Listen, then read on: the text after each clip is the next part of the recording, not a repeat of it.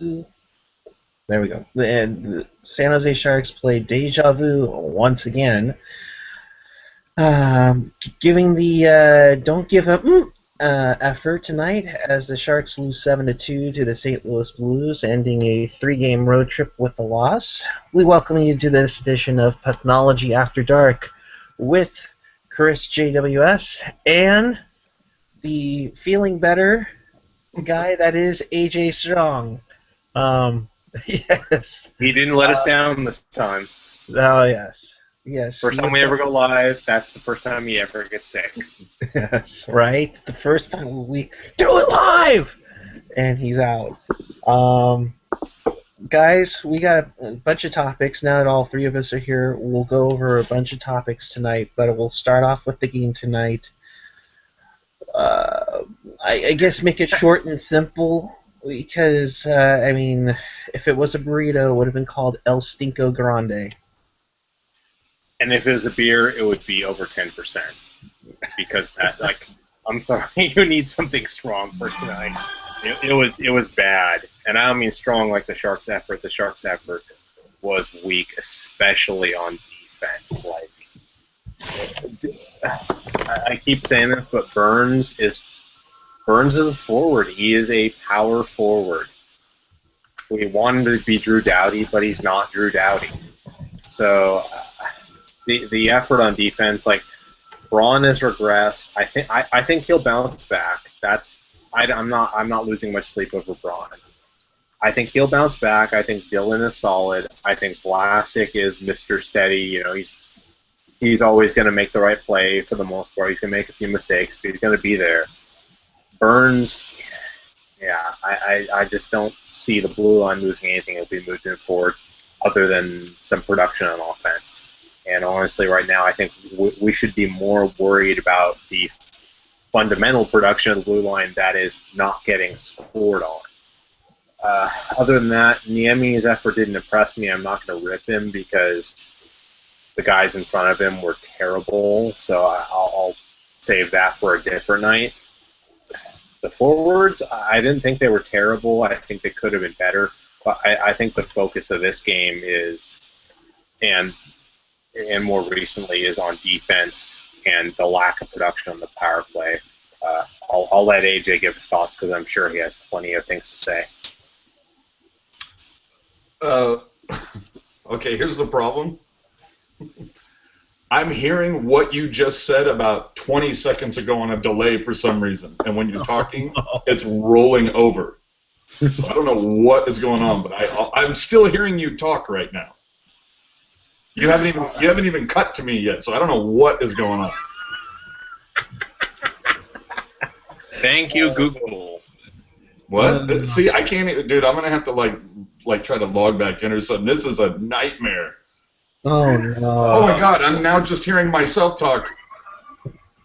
Are you sure you don't have the video open? No, dude. All I did was click through. Eric, you're hearing me in real time? Are you? Yeah, I am.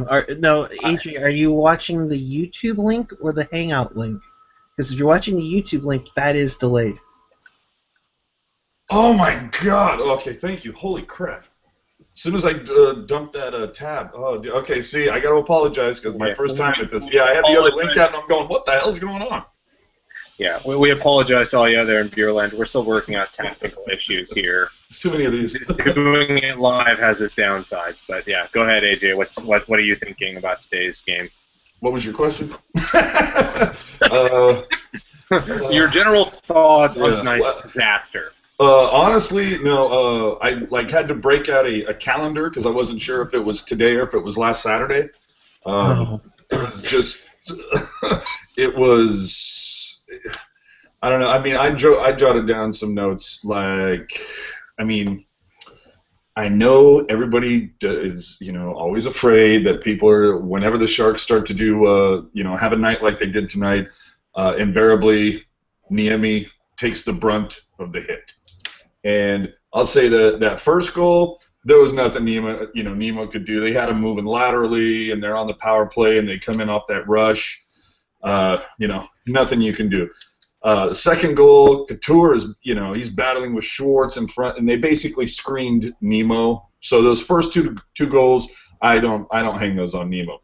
A couple of those later goals, though, I can't remember who it was. I don't know if it was. I don't think it was Steen, but a guy coming in off the left side. If it was either the third or the fourth goal. Like I said, I can't find some of my notes here, but Wait, you mean the one that reminded me of the Buffalo goal, where we have three guys looking at the puck handler, and we're leaving half the ice open. I forget his name, but leave him wide open. Yeah. This is our high production audio. This is something I need to work on as the technical mind behind all this. Anyways, go on, AJ. Oh, just so my on the third goal, Nemo has to have that on that power play. He's got to have that. And I thought I think it was I just feel like he had a good look at it. Beyond that, we should at least contest that. Like, at least make that guy rush a shot a little. Yeah. Like, that's where I don't put the blame entirely on Nemo, because it's. Yeah, I don't put it entirely on him, but it also comes down to like it was like the last time we played the Blues, all day to just like, okay, picking my spot. I don't even have to rush this. Okay, just no thought from the defenseman whatsoever. And that was big. That was on Braun right there, if I remember correctly. Yeah. Well, the glass half full, if you could, or the ass half glass, whatever. It's the third game in 4 nights. There you go. It's the third game in 4 nights. You're playing arguably the hottest team at least the hottest team in the West right now, and you're not going to do real well against a team, the number 1 power play unit, if you keep putting them on the ice. So, 4 games without Thornton, and they went 2-2. Granted, 2 of them they got the crap beaten out of them, and the other 2 they won by the skin of their teeth against teams that are on the bottom end. Do we see McClellan going all Minnesota Wild coach on the team tomorrow? Probably not. Probably not ever.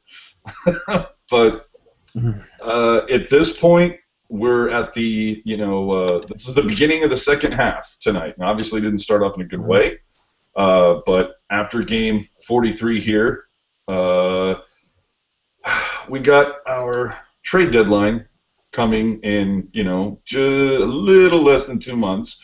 But, a week or so after, or 2 weeks after the outdoor game, and we've seen it from, Andrew on Twitter has talked about, are they going to be buyers or sellers? At this point, I don't know. There's been so many injuries, I'm not sure what you could really do with it, but I do think that if you're going to move Niemi, I think you need to start making that move now.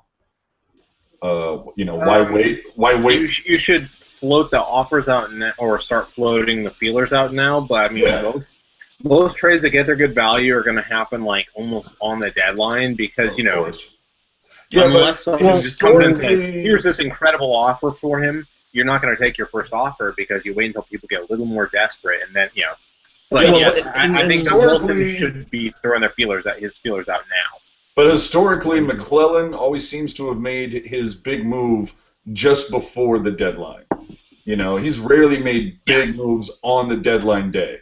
So that's why I'm saying, if we're going to move him and you're going to let Stalock and Grosnick battle it out and go to the youth movement, well then, what are you waiting on at this point? I think at this point right now, it's a matter of where the team was going to be, and I think that outdoor game is going to be the sticking point or not the sticking point, but the postmark as to what this team will do at the deadline. Are they in a contention to steal the division from Anaheim? Are they hanging on by a thread to make the playoffs? Are they out of the playoffs by then? I think that's where you'll see where this team will go. As for Nemo, there is a market out there for goaltending, and Buffalo, Winnipeg. Minnesota, Well, Edmonton. no, I mean, Edmonton got that Studley kid last season. What was his name? Well, Edmonton. Let's be real. Edmonton is out of this. They're not. They're not making the postseason. Like if you're gonna buy a goaltender, I believe Niemi has 1 year left on his contract. Yeah, this is it. This is it right now. It right here. Yeah. So basically, it's a rental. If you're Edmonton, you're not getting a rental. Edmonton it's doesn't March. need it. Yeah, exactly. But I mean, they don't need it. But also, like, you have to be in contention if you're going to be picking up Niemi. March 2nd is the trade deadline. I could have sworn it was later, but probably because I remember the trade deadline from 2 years ago. Yeah, they moved it. It was closer to my birthday in later March. So, yeah, they moved it up after under the new CBA, I think. Yeah, so it's March 2nd, so probably sometime in the next month or so when you're going to start seeing moves made. Yeah, but Winnipeg is on the cusp. You know, Winnipeg is the very, very interesting one to think about. Winnipeg, which I told you guys back in November, would be the perfect one to make a trade for. What would you want in return? Would you want their first-round pick? Would you want to get Evander Kane, who's like basically pretty much gotten worn out his welcome in Winnipeg? At the same time, do you want a guy that's going to come in and tweet pictures of him, bench pressing with money on his chest? Wait, Johnny Manziel plays in hockey now? Remember. Sorry. Oh boy. No, he put out another tweet earlier this year with his money, just like he did during the lockout, with talking of money in Vegas. If he can steal Winnipeg's first rounder, I think that would be huge.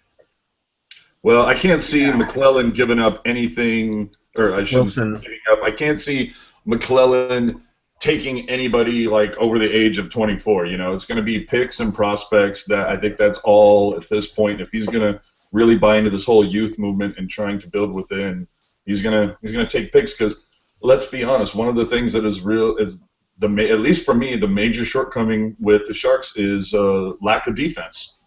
Our defense is suspect. Vlasic is a stone cold lock. Braun has. Thank you, Tony Bruno. Braun has completely regressed, over the last, I don't know, this last half of the first season. I mean, he started off okay. He still wasn't the guy he was last year, but he's definitely taken a step back. And we're talking about a guy who's like making 1.2 right now, but after this year starts a 5 or 6 year deal for almost $4 million a year. And it's like, you're not playing like a $4 million guy. Yeah. You're barely playing what your contract is right now. So you've got that. If you're going to keep Burns on D, fine. But really, we're not hanging our hats on guys like Irwin and Hannon. I mean, if we're going to get picks, at least, God damn, I wish Doug Wilson knew how to, and the staff knew how to scout D, and at least in the upper rounds, because it's just been it's been so bad. I agree on Braun, but I think, it's one part regression to me, but it's also one part. This entire blue line is not very good, and he's being asked often to log like number 1, number 2 guy kind of minutes. Like, I mean, I'm hoping that long run he still can prove he's a top pairing guy. But if he's making $4 million as a solid number 3 guy, then that's perfectly fine. It's because this blue line is so thin. Like, when your 2 best guys are Vlasic and Braun, no offense to either of them, who are both very good players, and then there's not much, like, it's like Vlasic, Braun, and then everyone else. Like, it's not even, like, those are your top 2 guys. There's not a whole lot else after that. I blame it a little less on him and a little more on just overall lack of blue line depth, because it just isn't there. Like, I think it's a little unfair to him and even Vlasic, because I've seen Vlasic make mistakes this year that I don't think Vlasic normally makes. I think they're both feeling the pressure of being Mr. 1 and number 2. Like, they're kind of looked on to be the be-all, end-all on the blue line. Burns is a mess. Dylan is a solid number 3, number 4 guy. No problem with him. I think he's slated right where he belongs. But that's it. It's like we have 2 guys who are an excellent number 2 to 3, and then we have a number 3 to 4 guy. We have no number 1 guy, and we don't have those 5 and 6 guys. Exactly.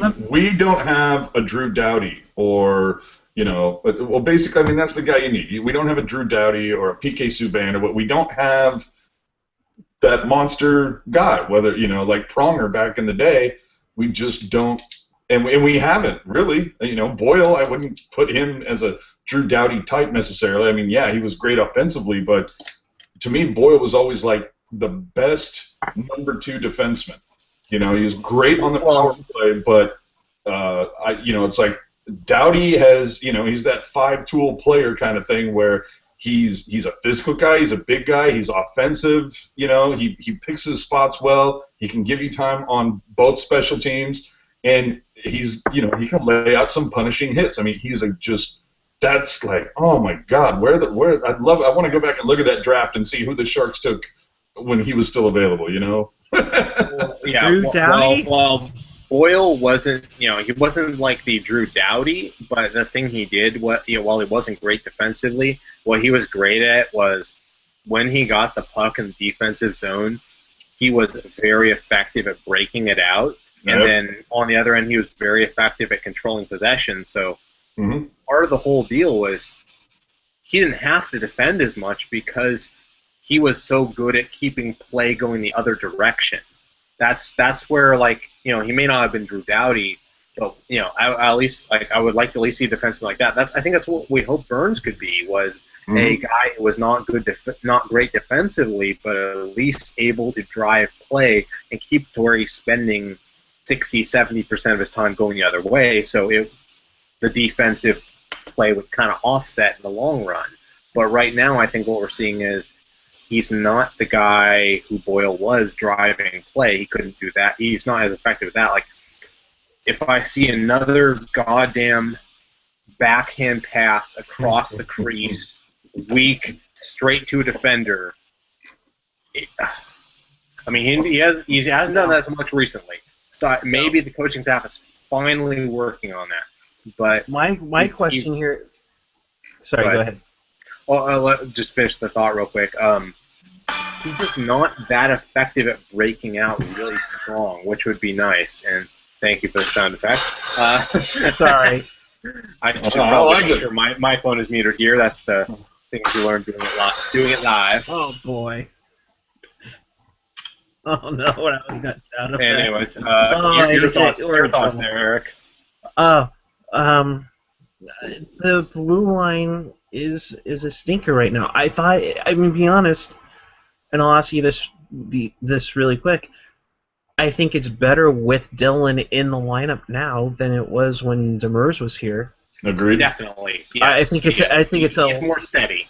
Yeah, I think he's definitely brought a more steadier defensive defenseman with Dylan in the lineup. I think that's calmed it down a little bit.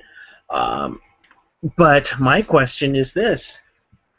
You go with the whole youth movement. You're saying you're going to get younger, you're going to get better, you might need to take 2 steps back to go 3 steps forward. Okay, that's great. Then why is Scott Hannon here? Let me put it to you this way, guys.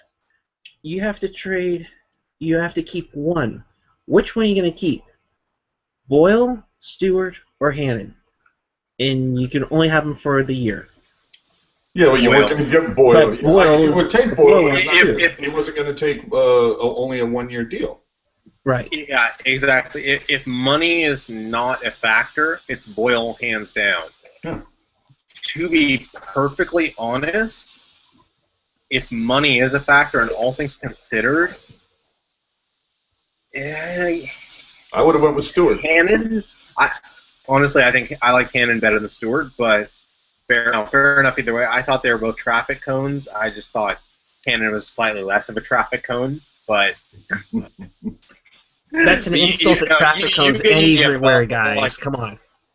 The thing is also, we could have afforded Boyle, though. When it was all said and done, we had that money left over. We could have kept Boyle. It wasn't a money issue. It was a length of contract issue. Yeah, well, yeah, that too. But even then, like, the money we have available now, I mean, okay, who's... I don't recall off the top of my head, but who's up for contract this year? I don't think there's that many people up for contract, so I think we could have done a 2-year deal. We could have done a 2-year deal. I mean, I think Hannon is the only guy that's going to be expired at the end of the year. I think the main issue with the 2-year deal... I think it was just money. I think it was a money in the sense of, like, a 2-year deal would have said you have 2 years worth of this amount versus 1 year worth of this amount. And it's slightly greater risk. Even if there weren't guys coming up for contract, there would have been, like if let's say this year right now we had re-signed Boyle, we're talking about how Boyle just stinks to high heaven, which is would not have been an impossible scenario 6 months ago. I would have hoped not, but let's say that happens, they have another $4 million tied up for next year. To be perfectly honest as fans, we'd probably be ripping them right about now for that. Well, maybe not, but it definitely would not have looked good on their end. Like, well, you guys look stupid. Why you signed him to 2 years when he had that end of that last year? So I think it was a money thing in the sense of, like, I think they weren't feeling extending that much money over that much time. If that all makes sense. Right. Yeah. To touch up on a point that we made earlier, Drew Doughty was taken 2nd overall by the LA Kings in the 2008 entry draft. These are the defensemen, and mind you, our pick here was traded away for Brian Campbell, so we did not have a first-round pick. This was pretty much the year of the defenseman in the draft. After Doughty went, this is just in the first round. Zach Bogosian, Alex Pietrangelo, Luke Shen, Tyler Myers, Colton Hubert. I think Tyler might be available. Eric Carlson went 15th overall. Jake Gardner. Let's see. Luca Spiza. Michael Delzato. Tyler Kuma. John Carlson. And that's in the first round. Yeah. I'm trying to see when the Sharks had their first pick. And it looks like... Either way, it all comes down to the bottom line is that the Sharks, for some godforsaken reason, just have a long, storied history of crapping the bed when it comes to drafting defensemen in the first 3 rounds. The last, the last decent guy they got in the first 3 rounds is Vlasic. And while, Vlasic is clearly our number one D guy, no, I'm talking strictly defenseman. Oh, sorry, my bad. So, that Vlasic, you're talking a pick that you made 10 years ago. In 10 years of picks, every single one that you've taken in the first 3 rounds has been awful. Whether it's been Ty Wissert, and granted that, that pick ended up landing you, Dan Boyle. Still, Wissert was bad. Carl clearly wasn't good enough for them to feel like they needed to keep him. And he's gone on and had a somewhat okay, deal. But you look at Ty Wissert, you look at Taylor Doherty, you look at who's the guy that we finally just said goodbye to after years and years and years of waiting. God. Come on, help me out, guys. What was his name? It's a very high pick. I think he was a first rounder. Is this thing on? There we go. Sorry, I was unmuting so that way you guys didn't hear anything. I don't recall offhand. Oh, come on. Everybody was talking about this guy. Oh, man. I mean, I've been crapping all over this forever, and now I can't believe I can't remember the guy's name. Repeat the hints again. Come on. No, I'll it's take unknown just. defenseman that the Sharks passed on for 200, Alex. Hold on, no, I got it. I'm pulling it up now. I will find it because it pisses me off every time I say his name. Where is it? Nick Petrecki. That freaking guy Oh, that they had been so high on for so long. I mean, dear Lord, you look at who they've taken since Vlasic in the upper rounds. It's like Ty Wissert never panned out. Nick Petrecki never panned out, even though they held on to him for forever. Samuel, Gruel, whatever the hell his last name is, I can't pronounce it. But never heard of the. Okay, sorry, he was taken in the 4th round. I'm talking just the top 3. William Wren. Have you ever heard of this guy? Of course not. Taylor Doherty hasn't done anything. currently. Justin Sefton. Who's that guy? So you're talking almost 10 years between Vlasic and Mueller.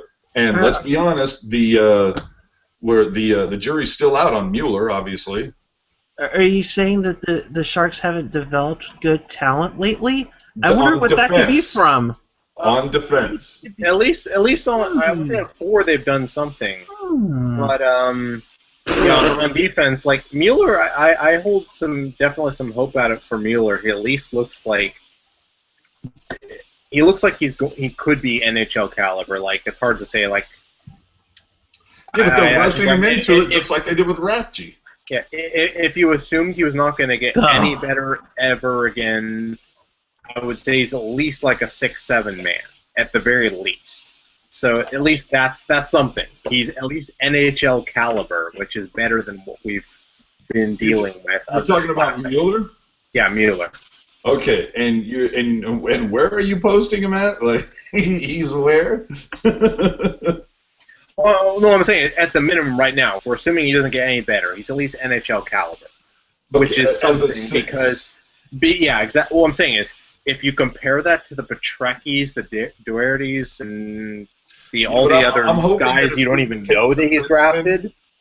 If you're going to take a defenseman in the 1st round and he's going to be 18th overall, I would hope that if he's going to be taken that high, that he's better than a 6 guy. That's the main point. Is that Wilson is just and obviously it's not just Wilson. He's got a staff of people that clearly don't know what the hell they're looking at when it comes to defensemen. They've done well, obviously, with the forward picks between Couture and Pavelski's got to be like the best 6th rounder in the history of hockey. I mean, dear Lord, can you imagine the amount of Pavelski would be getting if he played in the NBC division? He'd probably have like the number 3rd or number 4th jersey sold. Right. You know?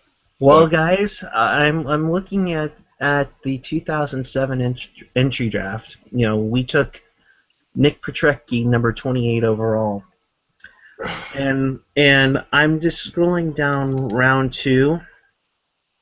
And there was somebody taken by the Montreal Canadiens. If you say PK Subban, I'm going to kill somebody. Well, I feel for whoever you're going to kill because PK Subban was 43rd overall that Montreal took. Now look, I understand, obviously all these, draft picks and everything, it's all, you can judge them all in hindsight, and doing it at the time, obviously they took probably who they thought was the best person at that point or would satisfy a need.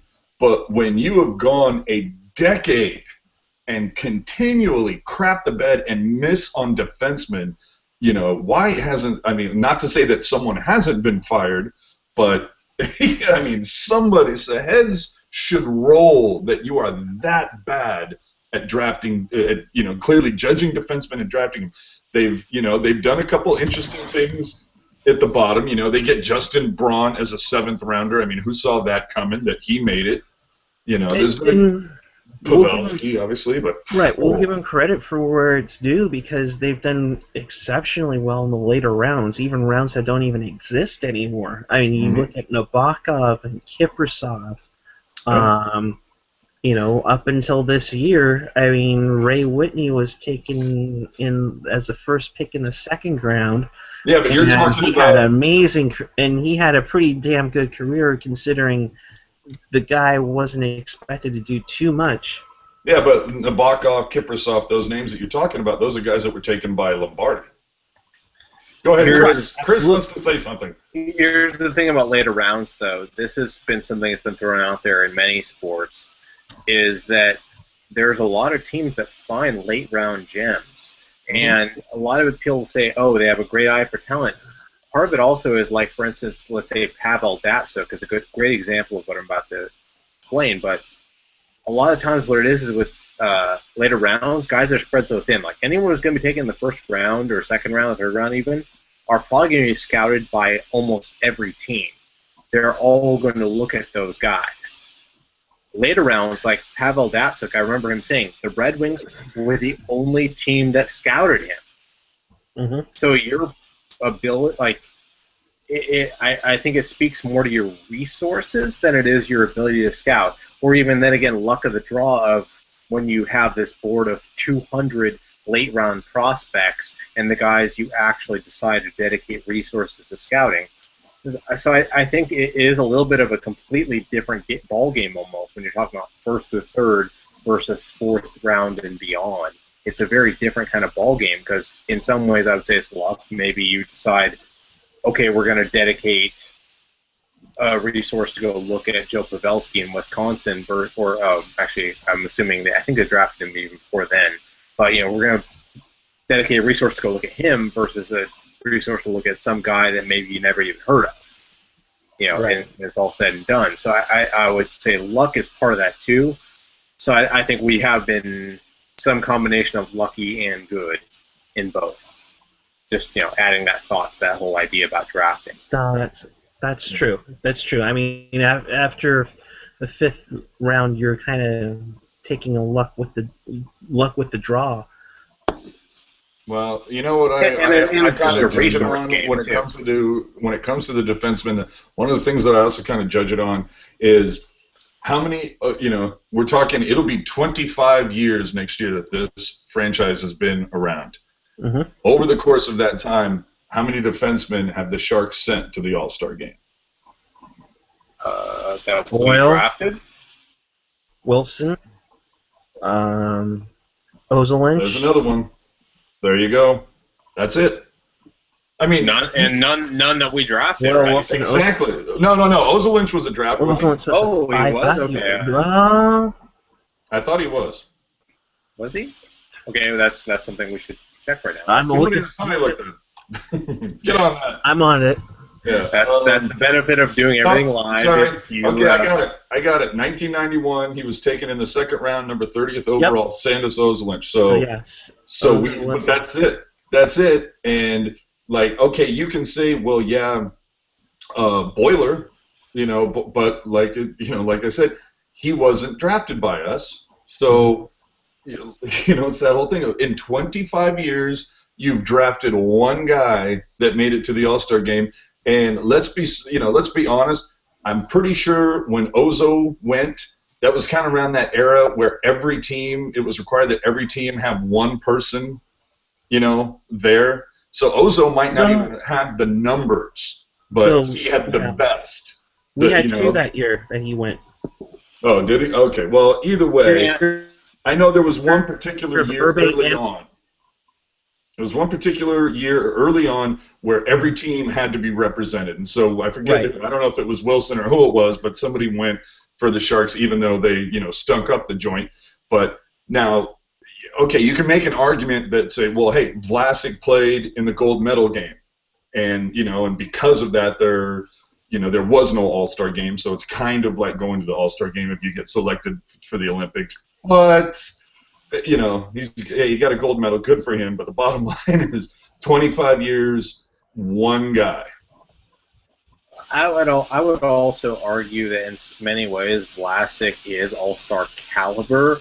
Yes. Because let's be honest, and not just because of what you just said, but also because All-Star voting favors the Dowdies of the world, favors even, honestly, Dowdy's a great two-way defenseman. Even favors, I'm trying to think of a good example, but, the guy, Boyle, let's be honest, he wasn't a great defender. It favors the Boyles of the world, too. It favors the guys who score, whether they're two-way or they're offensive-oriented. It favors the guys who score. Like, I mean, Vlasic, like, I would have to look it up, but I know he does not have that many career goals. He had a nice little run just recently here with two game winners, which is I'm excited to see that. But he never gets the appreciation he deserves because he doesn't score that much. Like, But he's not a flashy player. Even among fans who know the game and know him and know the Sharks, he doesn't. I don't even think he gets enough the credit he deserves among the Sharks fan base at times. Like, That's very he's true. a fantastic player. You don't, because when Vlasic was drafted in 06, or when he came in 06, he was the very quiet guy, which for some reason that's what this team loves to draft, is the quiet, shy guys. He wasn't flashy. He wasn't, at the time, the Kyle McLaren doing his, world famous hip.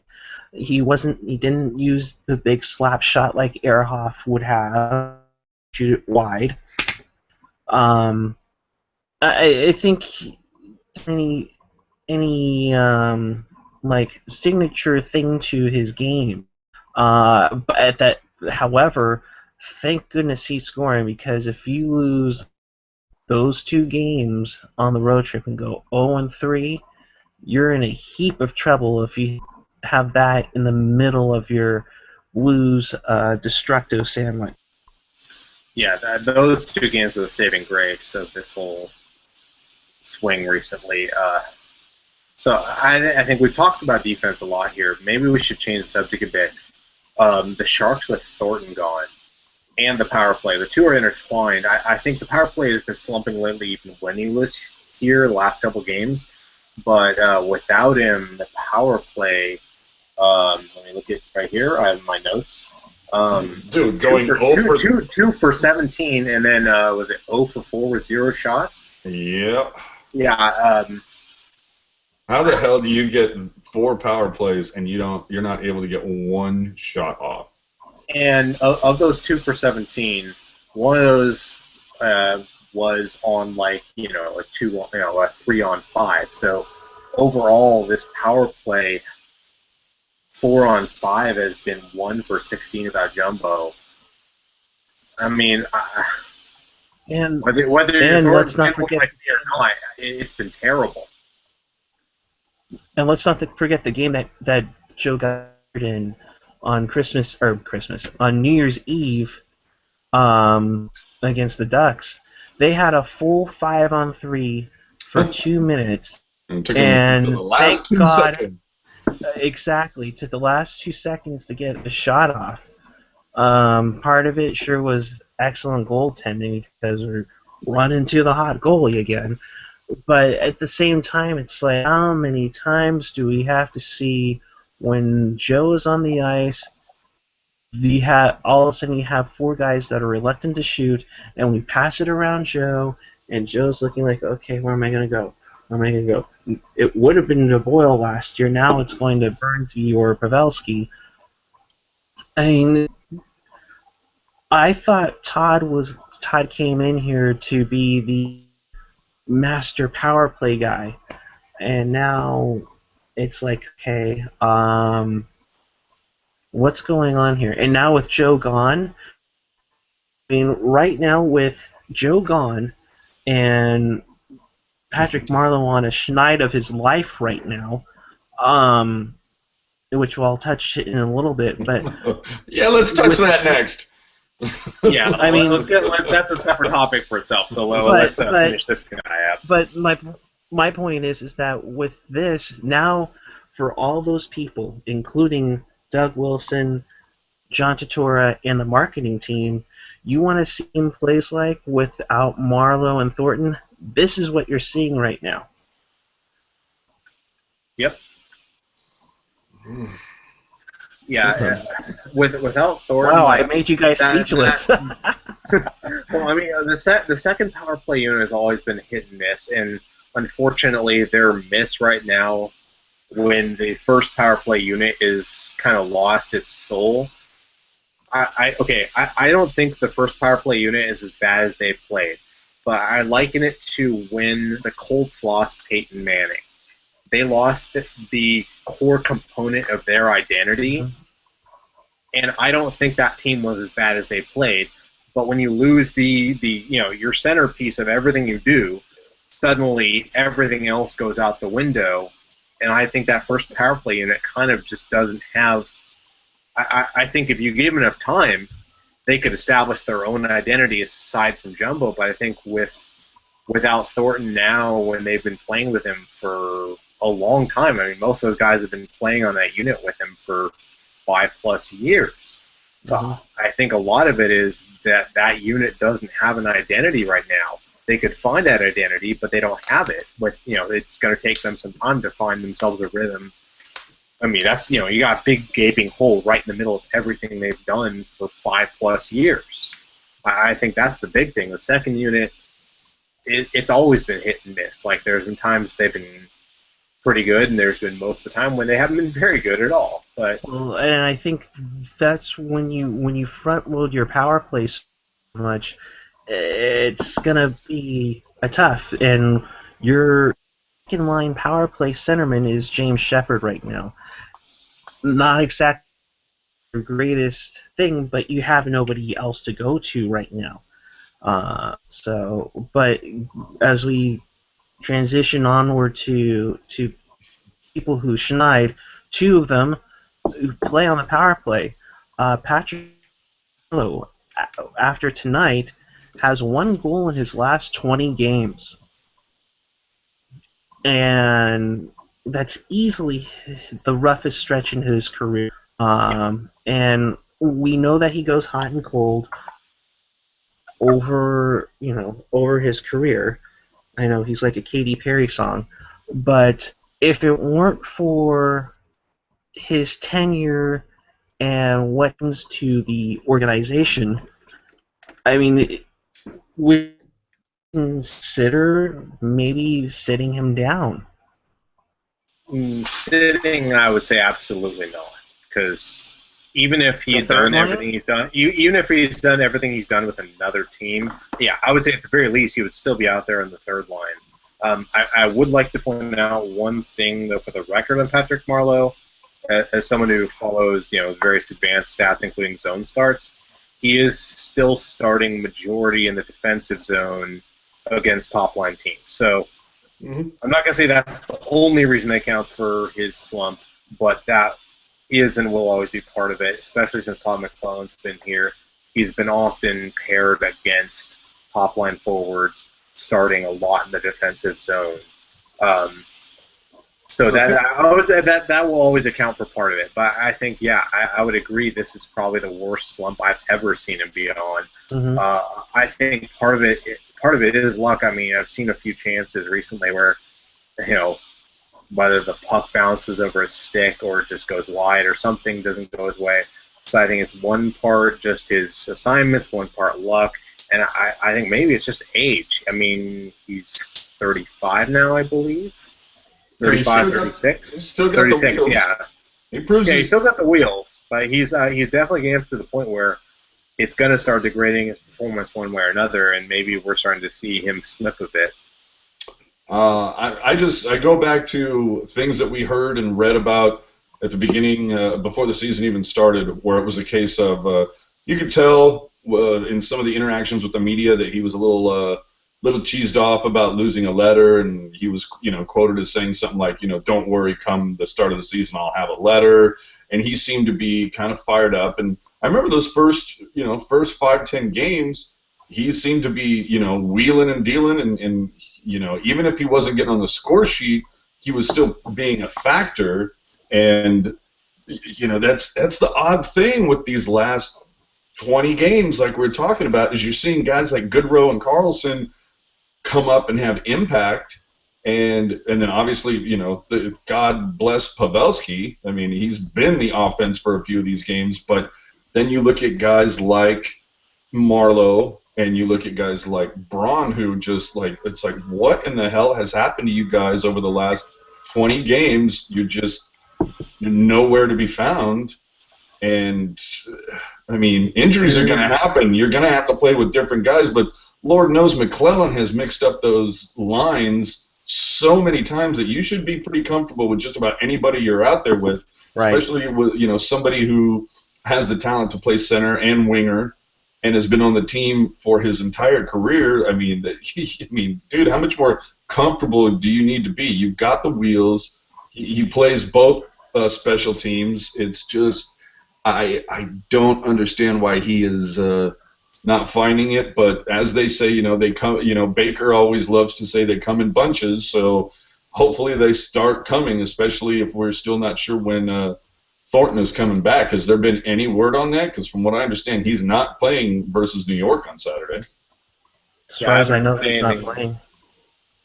Yeah, as far as Marlowe goes and the whole coming in bunches, there is truth to that because like if you're a player who averages a point every other game, it's not like you're going to do that on the clock. You're going to have your bunches, you're going to have your droughts.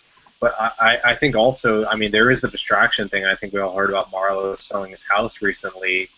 Part of me wonders, like, he recently sold his mansion up here, not far from me, like $4 million or something. Really? There was a sports science. He has more. Yeah. He has multiple houses here. So I don't know, but my understanding is that was his main residence for a long time. One thing I remember reading, or not reading, but seeing, there was a sports science. They're talking about distractions, because that's a common subject we talk about in athletes, right? Is distractions and things that are kind of getting in your head that might be outside of the game and how well you can focus. Everyone goes, Kobe Bryant, amazing. He deals with all these distractions and keeps shooting. But I'm talking like 10 years ago. But they actually explain that cognitively, even if you aren't actively thinking about something, if you have other things on your mind, it affects your ability to see things and react to them. Like your response time, as like for an athlete, for instance, is cut down by like hundredths of a second, which actually makes sense. If you think about it, like just because your brain power is going to other things.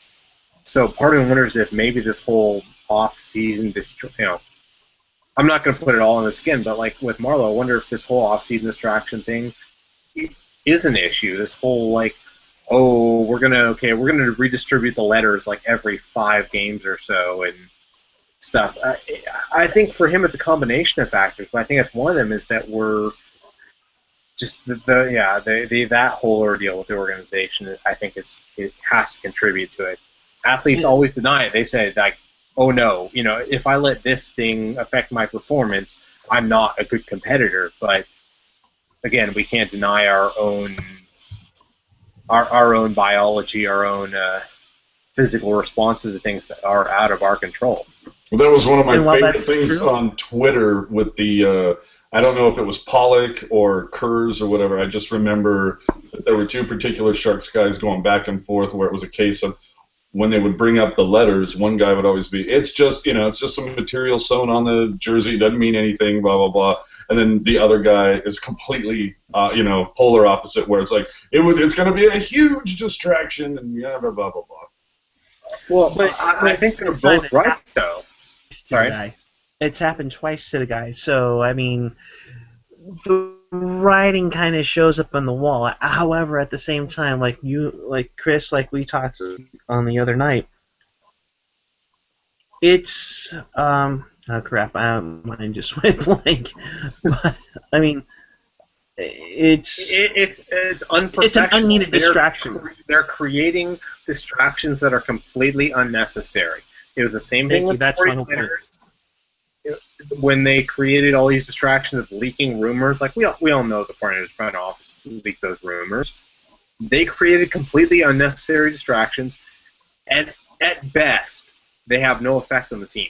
At worst, they are a distraction and maybe get some guys a little off, just ever so slightly off their game, and that adds up. It's just unnecessary. They go into camp. They should have named the captain by now, which we had that one rumor that Pavelski will be named captain by the end of the year. Just name him already, because that's where you want to go, and that's what you should have. Because right now I don't see any other youngsters, quote unquote, other than maybe Vlasic be captain worthy, just give it to Pavelski. Speaking of youngsters that have been struggling, Earth to Tomas Hurdle. Earth to Tomas Hurdle. Fun always Earth to Tomas Hurdle. You have to start wondering if that knee injury has affected him. He tonight has, I believe, 6 goals, or I'm trying to remember my stats here. He is currently on a 15 night where he hasn't scored and has 1 assist. With Hurdle, I understand the concern, but just like Braun, kind of they fall in my mind of I'm going to give them the benefit of the doubt, and I'm going to give them a lot of it because I've seen a lot of great things from them. I'm going to kind of let them have that rope in my mind at least, and I'm less worried about Hurdle than I am about now. I hope he gets back to it, but yeah, to me that's one of the things I'm less worried about. I think we know he has the ability, we know he can do it consistently. It's just can he get back there? Same But thing. We've seen that fancy playmaking since he's returned, and maybe not just the injury, but maybe he's been coached not be as fancy. It could be part of that, and it could also be that he doesn't have any chemistry with the guys he's with right now. He doesn't have Thornton, he doesn't have Burns, who is those are the two that he came up with and found great chemistry with. You had at 6'2", 230, he was considered the little guy on that line, next to Burns and Thornton. Yep. So exactly. And I think he felt protected, and that he knew that they had his back. And now it's like he's out there with Nieto and Goodrow or whoever is or what was it tonight? It was him, Shepard, and Nieto, right? Yep. On that line, he's the biggest guy. So yeah, I think we tried to thrust him into the superstar shoes a little too quickly here. It was like with Logan Couture. I remember he was great.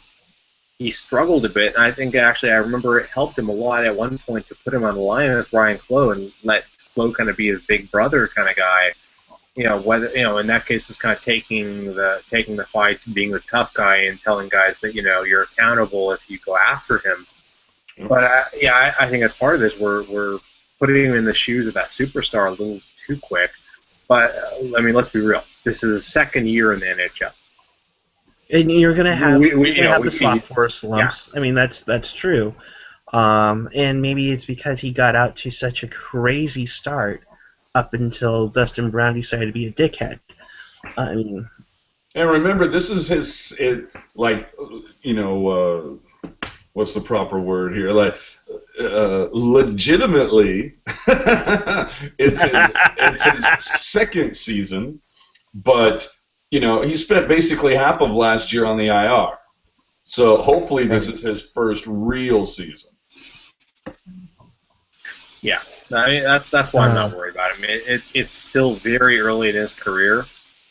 So transitioning to some other young players. How great has Melker Karlsson been? 4 goals in 4 games, but it's bigger than that. Because I mean, okay, we can chalk up goals to luck at some points, sometimes, but it's not just been the goals. He's been in great position. Yeah, he's been in great position a lot of times. I mean, that's part of the reason why he's scoring is he's doing a lot of things right. I remember there was a rush earlier in the game, or not earlier in the game, but later in the game where he was out in front. I don't remember who the shooter was, but he drove to the net hard and let that guy get a good, nice shot off by pulling the defenseman down. Just, I'm seeing all kinds of things I like from Melker Karlsson for one. Just, if everyone's healthy tomorrow, he's still at least on the third line, in my opinion. Yeah, but the thing that I really enjoyed about him tonight was watching him on the power play. He got some looks where that group, they were taking shots, they were getting into the slot, they were banging and crashing the net which, I haven't seen from these guys in quite some time. Typically that number one power play unit, how many times have we seen it? Joe has it on the half boards, kicks it out to the point. The defenseman kicks it over the other side. Who goes for the one-timer? It's the Burns howitzer that misses wide, wraps around, and goes right back out, and they have to go and get it again because they don't look for the shot pass, they don't look for the back door, which has been open so many times, and they just don't crash and try to create some havoc in the slot. It's that top power play unit. For some godforsaken reason, I mean, go ahead and start counting them up. I guarantee you that more than 50% of their shots taken are from the point, or from along the blue line. I don't know why they're so afraid to crash. That's been a staple with this franchise for years, except when some guy with long hair and wore number 18 would get in front of the net and wouldn't mind, ruining his movie career. Colo never did it. Nolan kind of did it, but they kept him on the side because they want the big shot ready to go. That's the biggest thing. Where is that Tomas Holmstrom guy on this team? And the one that they do have, it's going to be at the point in Brent Burns. Exactly. I think, if anything, we on the power play, Tommy Wingles up there more often because he is not afraid to go up the net. Let's do it then. What's holding them back? You almost want to show them tape of when Dustin Byfuglien just parked his fat rear end in front of Navi, and and say, yeah, do it just like this with Burns. Yep. Totally. I do like Burns' big slap shot at the point, and honestly, I don't have as big of a problem with the first power play unit being more passing oriented and that type of design. But the second power play, I don't think there's any excuse. There's not enough skill on that power play for me to say they shouldn't have someone like Tommy Wingles getting their big ass in front of the net and doing their thing. Yep. So I can get the first power play, you can call them skilled enough. Although when they're in a slump, make them grind, make them do those things. But the second power play, there's no excuse. There should be someone in front of the net every single time. Mm-hmm. Yep. Absolutely. Yeah, you do give some credit to Melker Karlsson. He now has 5 goals on the year, which means he's only 2 behind Patrick Marleau and Tomas Hertl. And isn't he like 2 ahead of John Scott's entire career? Yes. Yeah, I tweeted that. Actually, in the last 4 games, he has more than John Scott in 255 games. Oh my God. Think about that for just a minute. Well, that was Doug Wilson's big signing in the offseason. I mean, and two dumb fuck penalties tonight, especially that first one. Well, in the last one, you're like, okay, what are you doing? Why are you trying to face wash the entire Blues team that was on the ice? The thing a goon does when you're down by 5 goals. It's the whole too little, too late. What else does a goon do at that point? But even Doty would have actually tried to get something started earlier in the game. When it's 7-2 with 58 seconds left, all that's gonna do is, we got under your skin again. Hey boys, breaking news. Breaking news. San Francisco has come up short. Boston wins the 2024 U.S. Olympic bid. So we do not have to worry about a shitstorm of people come 9 years from now. Did we actually think that was going to happen to begin with, to be honest? I thought we had a good shot at it. I thought with the amount of stadiums we have around, I think we would have had enough. I hope they have fun sweltering in the high humidity in Boston if they do land the games. No, it says they got it. Yeah, they got no. What it is They they got got the the US U.S. bid. Oh yeah, the U.S. bit. No, I think it would be awesome if they get it because it's just going to be sweltering in that humidity, and then and drowning their tears in chowder.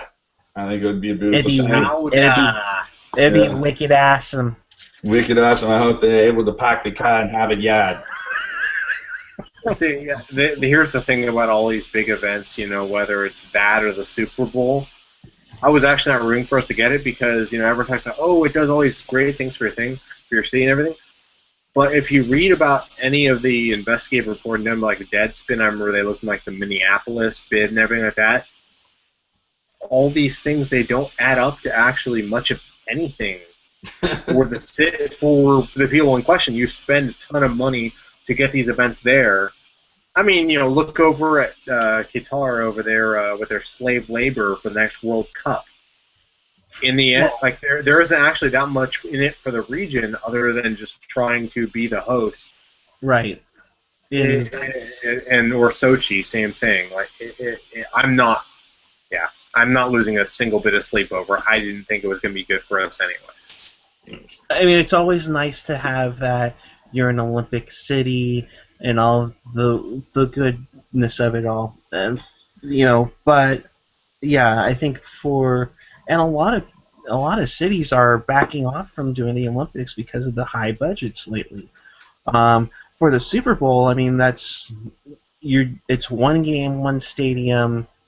It's basically that week and a half of excitement, and then it's gone. It's not like 2.5 weeks, maybe. Well, actually, no, it's a whole month because you also have the Paralympics after that. So I'm kind of hoping to land a ticket. Even the Super Bowl has a downside though, because Well, yeah, like the Super Bowl, like I remember there's an article about it a while back. I'd have to look it up, but describing how basically the NFL says, okay, here's all the things you need to do to the city. We want your 2 best hotels, basically like every room you're just going to give to us. We want you to remove every ATM near the stadium that is you can pick up and move, and put in the ones for our current corporate partner. Just like everything is saying, okay, here's everything you have to do, and we want this many police people to escort our various parties around. And all these things are like, no, you're paying for all this. This is what you're doing for us. We're not paying you for any of this. right. You're just doing it. So it's incredibly overrated. Like you got the pride part of it, but as far as all the actual benefits, it really isn't there that much. And if I recall correctly, I think it was NBC Bay Area who reported it, that I think there is a hotel tax in the city of Santa Clara, and the city, I believe, has to forfeit that because of the league. Yep. So therefore, right, yeah, that's a huge loss to them. The other two is how widespread the Super Bowl events will be in the Bay Area. The entire peninsula could be a nightmare Super Bowl week in regards to where are these teams going to stay, because what they do, unless there's a change in protocol, they'll be staying at one hotel all week, and I think the night before they change hotels, and then there's the long procession where they pretty much close off the freeway to get the two teams in, let alone that Santa Clara, you're basically kind of doing this near a neighborhood, let alone Great America and all that. The security might be closing off Tasman the entire week of the Super Bowl. So that's going to be with that. very, yeah, exactly. Yeah. If you work anywhere in that area, I hope you're working from home. Like if you work anywhere near there, which I do. I don't. Yeah. I work from home, thank God. No, I mean I usually work from home, thank God. But there are times where I need to be in the office, and I'm right down the street from there, and yeah, I plan on being nowhere near there. Like don't know about it, don't want to hear about it, don't care. I'm out. You lucky people who can work from home. I wish I could throw produce There you go. from home and have a nice pay raise too. Let's get back to the Sharks. Anyways, let's get back on topic here. So and now it's time. Are you ready? Oh, yes. That's right, boys and girls. It's time to play Would You Rather. And our topic for tonight, would you rather the Sharks, that's right, would you rather the Sharks make the playoffs every season, yet go virtually ignored by the local media, which is what happens, or would you rather have the Maple Leafs, who perennially suck every single season, yet get 24/7 coverage every time Phaneuf has a sideways poop? Yes, Eric. I would like to have consistent coverage and make the playoffs every single year. And I'm sorry, that does not work here in the San Jose Bay Area. Damn it! Chris, would you like to go for the win here? I'll just go with the apathetic response. I'll take as is. I'd rather them be consistently good and get ignored by media, because at the very least I can pay attention to them myself. Because, yeah. And with social media, you can basically do as much as you possibly can without a post-game show. I'm sorry, what was that? I said you can. On the post-game shows, by the way, I'm looking into how to make this to where we could actually take callers. Just FYI. Yes, that was one thing we were saying, AJ. And if we were to do that, oh my goodness. We could turn into TSN 1040 San Jose in no time. Yeah, ideally, or actually, sorry. In theory, there's the possibility of us eventually taking video call. Oh God. All in using Google Plus. So I'm working on that. That would be fun. And you know what? You know why he is working on things like this is because he's trying to keep it real fresh. That's right. Exactly. That is right. All right. I'm ready for question number 2. Come on. Oh, hell, I only brought one with me. Do I need a second one? Oh, my God. Yes, come on. You can't have All right. Number you two. can't have a bit with one question, AJ. Okay. Come on. All right, no whammies. I'm not sports radio are you? I mean, will it take the Sharks winning the Cup before local media gives them any type of regular coverage, or would that even matter? Oh, go ahead, Eric. I'm going to say no, because, like Gary Radnich says, nobody cares. Yep. You are correct, sir. Yes. They could win three Stanley Cups in a row, and it would still not get the coverage of Matt Cain getting bone chips in his elbow for 2 weeks in December. Honestly, they could win 10 cups in a row, and it would still get less coverage than a Klay Thompson dunk. Yes. Absolutely. The Raiders could move to LA, the A's could move to Sacramento, and still the Sharks would be like 7th on the totem pole behind golf and wrestling. And yet the Quakes probably get more coverage because their play-by-play guy is a King of the Art host. Speaking of which, I would say Ramey, so. Hi. Yeah, no, I love Ted Ramey. No hate for him because he covers both Sharks. Oh, I love Ted Ramey. I talked to him this week. Got on there. We should talk get him on here sometime. Yeah, I talked a little Sharks with them. I think it was on it was either Tuesday or yesterday, and actually, they even gave me a rim shot. It was pretty good because I didn't. It took me a second. We were talking about the Sharks being at the halfway point and what was going on with the team and obviously the Thornton injury and what are you going to do and are they going to be buyers and sellers and basically a lot of stuff that we covered here. And then I had one final question and I said, okay, I have the final question for our game show here too. We're going to be hopping off of what I asked Ted Ramey. So here, get out your buzzers.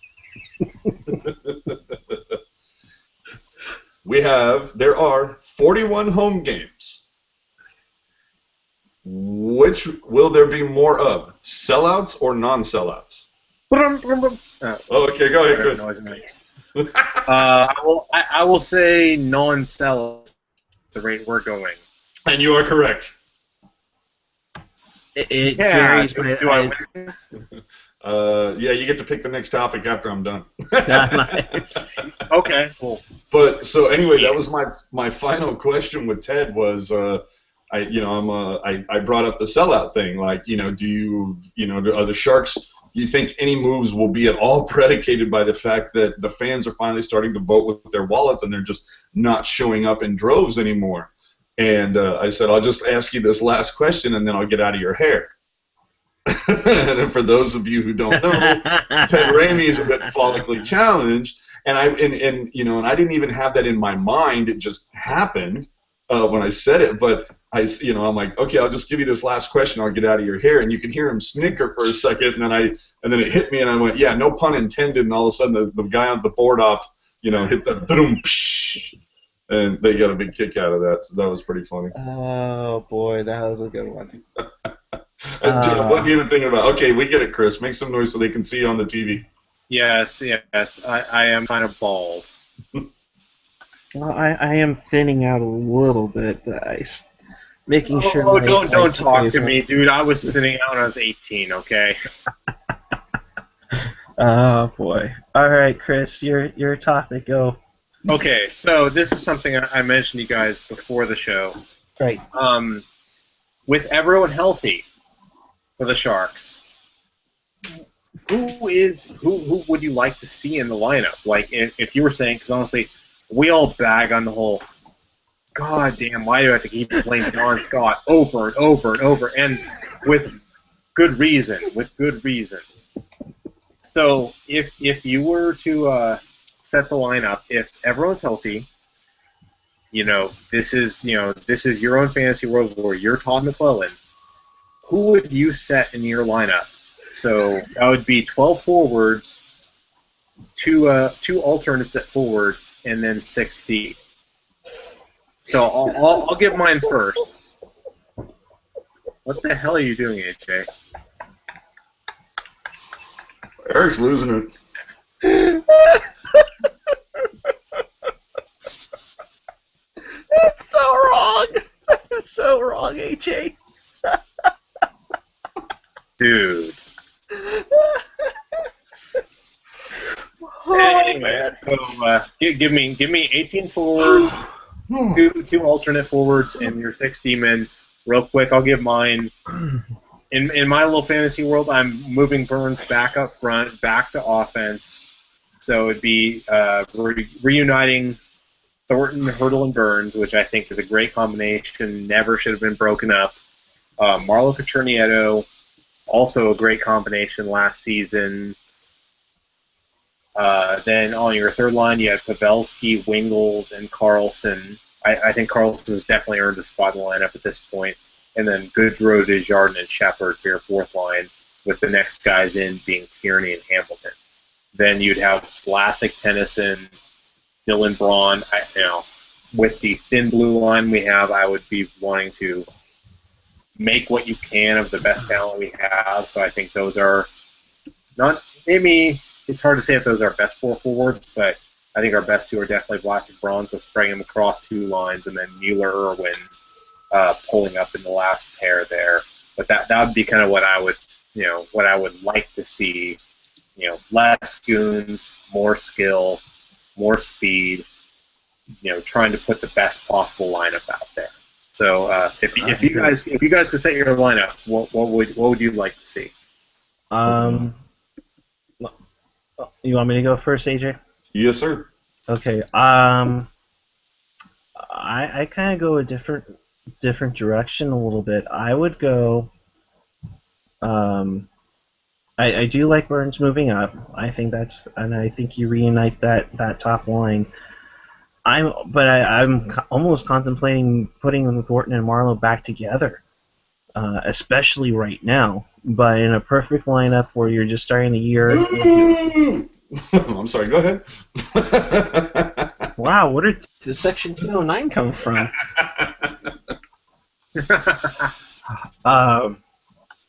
So Thornton, Burns, Hurdle. I think you go Nieto, Couture, Marlowe, um, Carlson, Wingles, Goodrow, and my fourth line would be, boy, you guys are gonna hate me. Torres, Desjardins, Mike Brown. See, That fourth I line was didn't think of awesome that last possibility year. Torres, but you realize you left Joe Pavelski out, right? Did I? No, I said the second line. No, Didn't I? you said No, Marlowe, Couture, Nieto. how did I do that? Fuck that guy. Well, okay, But hang again, on. no, we are the best Oh. 19 player in the NHL. I assume How that we did I could do probably put Pavelski on that third line somewhere because we all love Pavelski on the third line. I would take Nieto out of the second line and put him on the second line with Couture and Marlowe. And then take Goodrow out of the third line and put Nieto there with Wingles. So it'd be Thornton, Hurdle, Burns, Pavelski, Couture, Marlowe, Wingles, Nieto. Oh, who else did I say? Who am I missing on the third line? Oh my God, AJ, get me out of here, Don't please. overthink it, dude. What would your be defensive pairs? Sorry, time's up. Damn it. So, I would your go. pairs will let you get in I on would this. go Vlasic, Burns, Tennyson, Braun, and Is Burns double shifting on defense and offense? no. You had him in your top line. Dude, you better start writing this down, bro. Oh my God. This is why I sent it to you guys This is before. why. Well, no, I'm just off the top of my head. Shut up. Just let it go, man. Let it go. Just write it down, man. Let it go. Let it go. No, Okay. okay, All right. this is where I view you as the moderator in this whole thing. Can I go? Go. Yeah, go for it. Thank you, sir. Dear God. I'm going to write this down. I'll be back. Okay. So anyway, I'm a I hate you little. both. I'm a little. Okay, you better hit the mute there, Eric. All I can hear is click, click, click. Okay, I like the idea of Burns, Thornton, and Hurdle because it worked so well last year. But let's be honest, I think it's going to take a colossal movement of something for them to at least try putting Burns back up there. Well, you know what it will take is them actually signing a real number 1D guy. But anywho, if I'm playing your game, okay, I go Burns, Thornton, Hurdle. My next line, I go with Marlowe, Couture, and Wingles. My next line, I go with Nieto, Pavelski, and Carlson. And my bottom line, I think I'd go Shepard. Well, no. Desjardins centering Shepard and Kennedy to start off. Depending on who we're playing. If we're playing a team, kind of a beater team like Arizona or whatever, that's probably who I'd go with. If we're gonna play an Anaheim or a Chicago, a team that is known for maybe a little feistiness, maybe I pull Kennedy out of, or I'm sorry, yeah, pull Kennedy out of there and put in Brown or something. I'm definitely Scott to me should be really nothing more than the guy who loads in the heavy luggage into the bus. Oh crap! What the hell are Google effects? Oh no. Oops. Yeah, no, that was an accident. I just hit the button. But okay, I went. Here we go. yeah. So, anyway, and what do you do with your D pairs then? If Burns is not available, I'd go with what you said. Vlasic with Tennyson. I'm really liking what I'm seeing from Tennyson so far.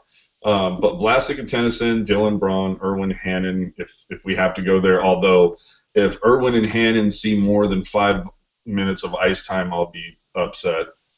I mean, you've got the guy who is still kind of, he's got decent speed, but he's still kind of puppy breath. He's still kind of inexperienced. And then you've got, snot on skates who just, can't, he just can't get, the game is just too fast for the guy right now. I'd much rather see them bring up, give another guy a look. Didn't we have somebody else? Oh, I'm sorry. Okay, so I go Vlasic, Tennyson, Dylan Braun, Erwin Mueller. I'll take Mueller over Hannon. Definitely, yeah. I don't think Hannon should be in the lineup unless someone needs a rest or someone's injured. Correct. Especially if we're going to this whole rebuilding line. Yep. I am seeing a bit of it now. I admit this now. I was pretty hard on them early. We're seeing Carlson. We're seeing more. We are seeing more of the younger guys. We're seeing Goodrow making a difference, and obviously Hurdle and Nieto are in the lineup. Well, hold on. Would we be? Do you really think we would be seeing Goodrow and Carlson and McGinn if Torres and Kennedy and who's the other guy? Obviously Thornton. We've got three guys that are out. Would we even see those guys if those guys are healthy? I agree with your point, definitely, and I think were those guys not injured, I doubt we would. I will not say we definitely would not because, well, we don't know for sure. But I have a thought. I concede the floor to the gentleman in the Upper East Bay. May I redeem myself, gentlemen? Go ahead. Please. Go for it. Now I've written it down. Hurdle, Thornton, Burns, Pavelski, Couture, Marlowe. I think you use a combination of Kennedy / Carlson with Wingles and Nieto. Torres, Desjardins, Brown is your fourth line. Since that had really good chemistry last year, I've kind of spread out the youth with a little bit of the vets. Vlasic, Mueller, Tennyson, Braun, Dylan, and Irwin. Not bad, not bad. So, to AJ's point, would we be seeing all this youth if not for the injuries? I tend to agree with you, actually. I think, because there's ringers in the lineup. There's Thornton, Marlowe, Hurdle, guys like that. They're going to be in the lineup, period. Unless they're injured, they're in the lineup. And then there's guys like, Goodrow, Tierney when he was here, and other guys. McGinn. I tend to think if there were not injuries to guys like Mike Brown and for a while the suspension to John Scott, those guys would probably draw into the lineup over the young guys, in which you all know how I feel about that.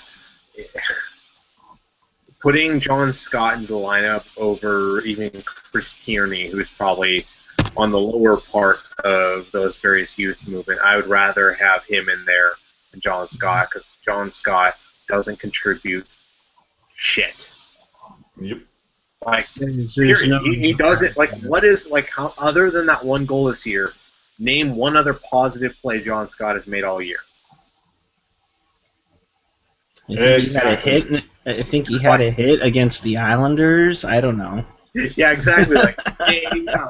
If challenged, I would like to see someone name me a play, just one play, other than that goal. There aren't any. No. Yeah. And I go back to the point that I believe I made earlier when we were first talking about signing this dead weight, is the fact that the guy's getting $700K for a season, and Steve Downey was only getting $300K more.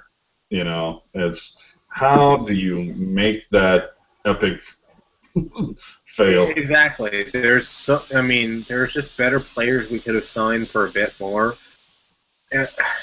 Which leads me to this question. John Scott is not that good at hockey. He's not that good of a player. He doesn't contribute anything other than being a intimidating physical person, which, if you actually look at any studies on the subject, doesn't actually contribute to the end effort of winning. No, not at all. And ultimately, that's the point, right? Yep. So I think we lost Eric for a second there. Oh, there he is. Sorry. Go ahead. Do you have a point to make? Uh-oh. I think it's happening again. Oh, we have another one. Oh no. All right. Production value on this show is top notch. I'm telling you. There is no show with better production value out there. This is what I'm talking about. All right. Hockey Dude, do like some announcer voice or something here, AJ. Man, do like. I'm sorry, I don't have guy, I can do my badass radio voice, but I don't have my script in front of me, so I'm having to play it off the cuff and do it by ear. But let's see how it goes. Our question now is: will Thornton or Marlowe ever be in any PR or any commercials for the team ever again? I'm sorry, you both answered at the same time. You both lost. But we'll debate the topic anyway. Eric, go ahead. No, they won't. They won't do it because I don't think they will probably last after next season. That is the correct answer. Chris, your thoughts? I'm actually going to say they will be because I think my honest opinion based on this whole season is I think they're either going to miss the playoffs or they're going to be a low seed that's going to get pwned in the first round. And I think that might actually give a little humility to the front office and make them think, especially with all the non-sellouts too. I think that might give them a little bit of humility and make them think twice about the fact, like, maybe we should market two guys that have been in this area for 10 years or so, or even more in the case of Marlowe. I think they will get marketed again next year. Right now, I think one of them will get re-signed. So I'm going to say yes. Oh. Well, that's very good, Chris. You have in fact earned a bonus question for that answer. Ooh. Will next season bring an end to the black jersey? Do I get the bonus question automatically here? I'm gonna say no because they probably have like extra stock they want to sell. So probably it'd be at least like until like 2017 before we see that. John Tortora, you know. Can I steal? Can I steal? Yes, Eric, you have the ability to steal. Go ahead. Okay, black jersey's probably going away next season. And we all hope you are correct, sir. And it will likely be replaced with the original. Thank God.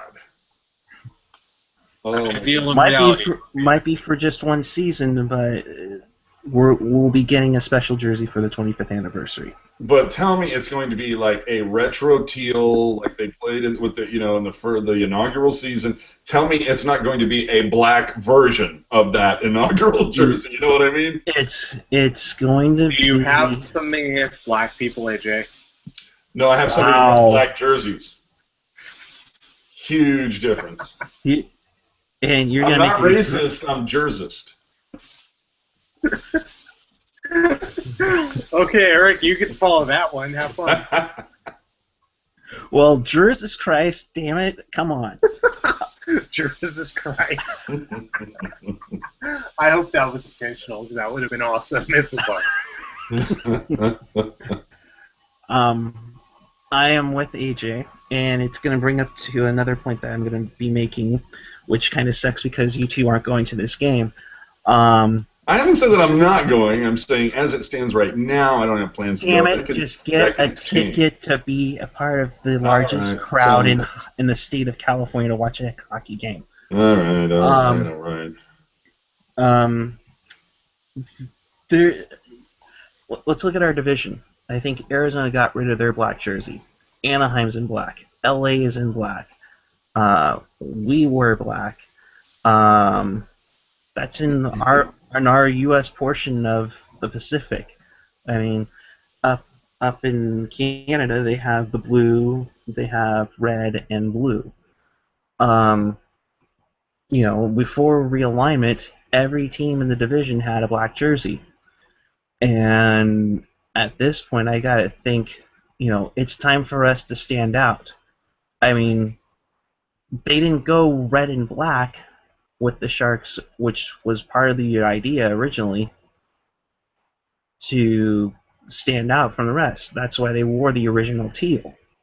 That's why we switched to a darker teal too, because it was a little light. My point is this: LA's going to come in, and their fans, because there will be a bunch of them, they'll be in black jerseys, white jerseys, silver jerseys, because they have the silver one from last year's Stadium Series. They'll have some retro yellow and purple. Mm-hmm. My point is, and I don't know if you guys saw it on Twitter or Instagram during the Winter Classic, it's time to finally have a teal out. That would be great. I mean, see, I mean, one of the things that I remember, I don't know if you guys recall when it was. I want to say 06, 07, somewhere in there was the whole that we had something going with Arizona. I don't remember exactly what it was, but they did a whole whiteout thing, and then I just remember we did a reach out where there was a bunch of people holding sticks with reachy faces that you could print out on your computer, and I remember, bringing it up then, saying, and so they're doing the reach out, but it's like, why are you not doing the thing where everybody wears teal? And like it's been so rare that the Sharks have actually handed out a damn T-shirt for a playoff game. Why they don't do, every time I saw the Warriors playoffs, all you can see was a sea of yellow shirts, before they opened up the building. Why didn't they do that for the Sharks games with a bunch of teal? But they always say it's something about, oh, well, it doesn't really show up on TV. And it's like, bitch, this is 2015 now. Everybody, we got high definition now. It'll show up fine. I always thought that Warriors was a lovely tribute to Jaundice, to quote Ray Ratto. But I do understand the whole idea of not showing up on TV. Well, it's not so much a high def thing as it's a color that pops. Yellow pops. I mean, Eric's a designer. He probably can speak this way better than I can. I'm a mere coder who's not that great with design, but I can definitely see how yellow would pop a lot better than teal on TV, because teal. I still think it would look very cool. I think it would be fun. I agree. I think it could. I think it could work. I think though, for them it's like, well, unless it's like boom in your face, they're just kind of going. Eh. For me, the bottom line is at least try it. You can't sit there and bitch about it if you haven't even tried it. That's the thing that kills me with them doing a teal thing. And that's also the thing that really bothers me about, like Eric was talking about with the LA Kings, is that essentially their home colors are essentially black and white, which is, damn boring, but they're black and white. Why the hell would the Sharks want to play in a black jersey against a team who their color is black? That drove me crazy in the playoffs last season when we were playing them. It's like, you're essentially wearing their colors. Give me a break. Put on your teal. And that's the other thing, too, is from a distance, from that high center ice camera, you can't see the teal. So it looks like it's a black Maple Leafs jersey, for crying out loud. As for teal, I don't know. I made a little mock-up. I just tweeted both of you guys of what something if we had everybody get on it, and if you guys can help it, and whoever's on there, they've had what. If I'm there, I will definitely be wearing a teal jersey. And I mean, there's 5 different variations of a Sharks teal jersey. Most of you have one. You have a T-shirt. Hell, AJ and maybe Chris too. I think you remember this one. Yep, still got it. This was the one that stood out the most. Our first playoff run was, and what is it? It says "Reveal the Teal." Jeff Odgers, I remember, put out a memo to the fans to get a teal out going. what better way?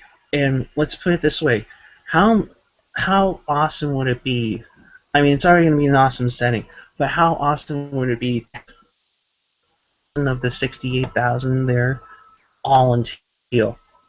Absolutely. I completely agree. I think it would be awesome. And what works with that, too, is the fact that black has always been kind of a sub-color. Well, it's pretty much a sub-color for most teams, but especially the Sharks, that for me, their colors were always, teal, black, white, and so, I mean, essentially teal and silver, black and white. But if you have a bunch of teal and a bunch of black on there, it's still going to look like it's a bunch of just Sharks fans, which I think would be outstanding. Mm-hmm. Absolutely. I just think it's time. I was kind of bummed that they actually came back with a third jersey that was black, let alone that had barely any teal on it. I mean, worthy. And I use this because I say the Dolphins' aqua is different from teal. We're the only professional sports team in North America to use teal as their primary color. So at this point, So use it, damn it! Yeah, use it. Jaguars. Isn't that teal? They were teal, but it's a black jersey now. They're all in black. Well, ding, ding, ding. Hold on. It's time, guys. Hold on. Did you? What? I didn't hear what team you I have theme music because it's time for the disagreement. That's where I pose a question and you guys disagree on it. So, hold on. What was the team that you brought up, though? I couldn't hear. The Jacksonville Jaguars. Okay, that's what I thought you said. Yeah, didn't they kind of move to black and gold? But you see, dude, it's sports radio. We're moving on here. So, yeah. So it's time for the disagreement. I am about to pose a question, and you two have to disagree on it. It doesn't matter if you agree. You need to disagree because the manufactured debate. I love it. Exactly. So, next year, we have Patrick Marleau and Joe Thornton, both expiring contracts. Well, Marleau has not been making a case for why you should be re-signed, but Joe has. But anyways, whoever gets to go first gets to take the low-hanging fruit. The other person has to make a case for Marleau, I guess. But who should the Sharks re-sign? Patrick Marleau or Joe Thornton? And I'm not going to say neither is an option because, well, it's got to be a false dichotomy here. So, well, hold on. Okay, well, I think your first part of your question, it sounded as if it was incorrect. Did you say next year was their last year? Because it isn't. It's 2 more years. Well, next year, I mean 2016. Okay. Yeah. But okay, yeah. Come on. Damn it, AJ. We have to have a false dichotomy we're setting up here. Come on, man. Okay. So, after their contracts Chris is are up, setting this up like ESPN. It's the disagreement. Okay. I disagree. No. No. Well, yours is just your opinion, and Eric is just to adamantly disagree whether he agrees with you or not. Come on. Joe Thornton. You keep Joe Thornton. Oh my God! I mean, come on! It's all about keeping Patrick Marleau. He's at 444 goals. He's been like that for the last 20 games. Who cares? Why not? Well, I mean, he's so close to 500. How many shirts, pucks, and flags do you think the Shark store could sell in that time for when he gets his 500th goal eventually? I mean, he has to. This is where me as Tony Reale is like giving you points here because Eric was prepared. Damn, that was good. I have to give him credit. He was prepared to defend his position right there. I watched too much PTI. Eric, you ignorant slut. Here's the problem. You go with Joe Thornton. It's all about points. It's all about name. He is the dude. Nobody owns the power play. Nobody sees the ice like Thornton. And you also have to admit that Thornton does not disappear for 20 and 30 games at a stretch. Scoreboard. Thank you. I win. Next topic. But it's funny you mentioned scoreboard because Joe Thornton shoots the puck? Joe Thornton scores? That motherfucker makes offense happen. Not by him shooting the puck. I mean, come on. It's Hey, all about nobody passes it to the net Right. like him. Ding! Okay, it's the false dichotomy. Who wins the cup first? The Canucks or the Sharks? Eric, you go first this time. Oh boy, it's gonna be the Vancouver Canucks. Unfortunately, I mean they have top-notch goaltending with Ryan Miller, highlight film, and the Sedins. I mean the Sedins are just a 1-2 punch that you cannot just. I mean, come on, it's the Sedins, and Kevin Bieksa. I mean, hands down, probably the most disciplined defenseman in the NHL right now. So yeah, I gotta take the Canucks. Eric, you ignorant slut. It's easily the Sharks. I don't even know why you would say Vancouver. It's clearly the Sharks. The reason being is because nobody wants to see a team that has ever employed two scary ginger-looking twins ever win anything ever in their lifetime. They've had their shots. They've shit the bed every single time. And when Boston hands you chowder on your home ice on Game 7, it's time to pack it in and go home. It's over. It's going to be Sharks. Deal with it. Reaction, Eric.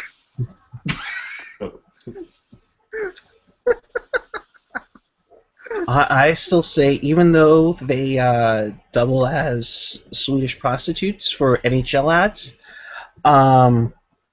hands down, I mean, I still think that they get the Canadian bias. Once all the other Canadian teams are eliminated, Canada will be on their side, which we have seen in past before, with especially with the Sharks. I mean, come on, 04, anything that happened to Calgary, they walked right in. Same thing with 2011. I mean, Vancouver got everything handed to them, including the phantom icing call, which went their way and tied the game up. And then the stanchions were puffed out. But it's gonna be. I mean, after all, come on. The good old hockey media will tell you who deserves a Stanley Cup more, and it's gonna be Vancouver. Oh, no, my God, you ignorant slut. No, no, no. Any team that has had that much luck when it comes to stanchions or the amount of incredible entitlement, it is if something is put into the water that people drink in the Pacific Northwest, because all you have to do is talk for 5 seconds to any Vancouver fan, every Seattle fan. You're being interrupted here. So, okay, now for the final false dichotomy. Miller Lite God. or Bud Light? Go, AJ. I pass. You don't get to pass in the false dichotomy. You have to take a strong position. This is the false dichotomy, AJ. Okay, what were my options again, sir?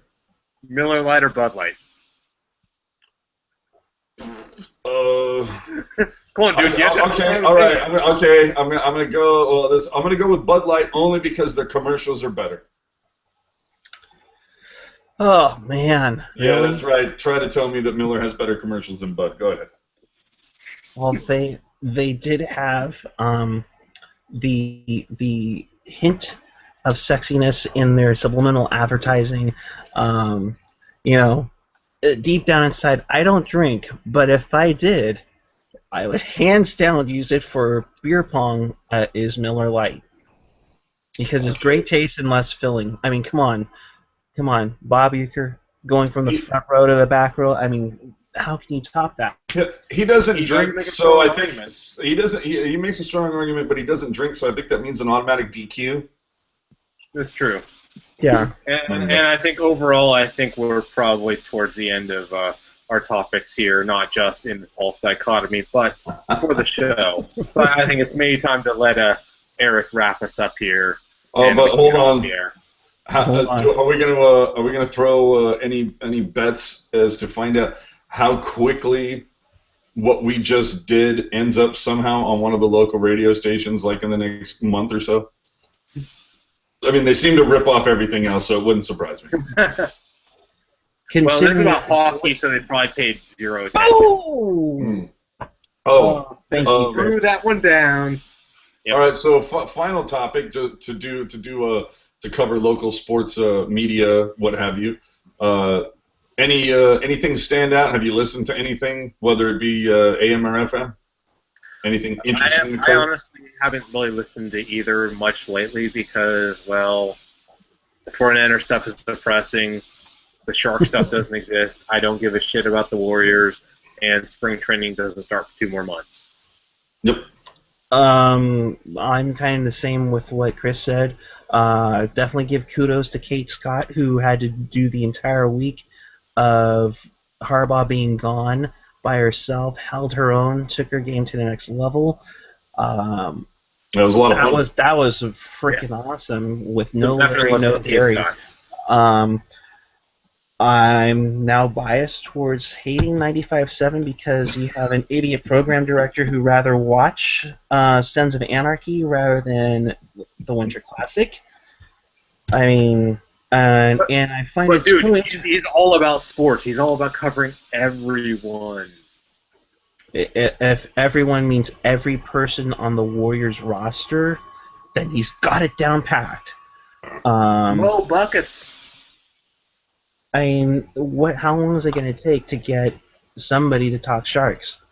I mean, here's another point too, guys.